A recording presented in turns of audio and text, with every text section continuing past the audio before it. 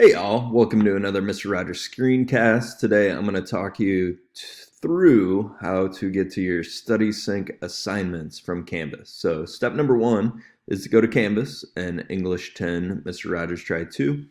From there, you will see our wonderful Zoom links to classes and what we're doing hopefully on our homepage. And then at the bottom over here, you're going to see class link. This is what's going to get you to StudySync. From here, you click Open in New Tab. Now you will log in with your student ID, but stop at the @ sign. So it'll be like, for my son, JRaj26, but do not hit the @ So just leave it there, then log in with your password. You'll click Sign In. When you get to the next page, there are going to be some icons, and I want you to click on the McGraw-Hill icon that looks like this little red one up here in the corner. And once you click on that little McGraw-Hill red icon, it should open you a page that looks like this.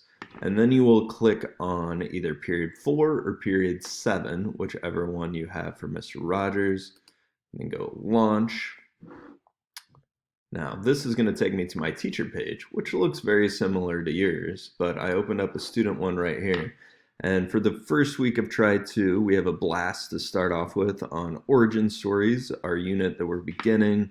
And to do this week's assignment, you will click on that, and you'll scroll down. It'll give you some options. You can annotate. We'll definitely annotate our reading. You can click on numbers to make it a little easier. You're going to need to answer the blast question here on how does who we were guide who we will become.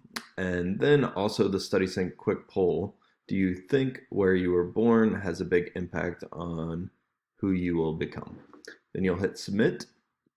Down here on the bottom, you'll also find the research links. These are going to be your readings for the week. So you make sure to find those, and that is where you'll find the readings for the week. And as always, if you have any questions, definitely email me and I'll be happy to help you.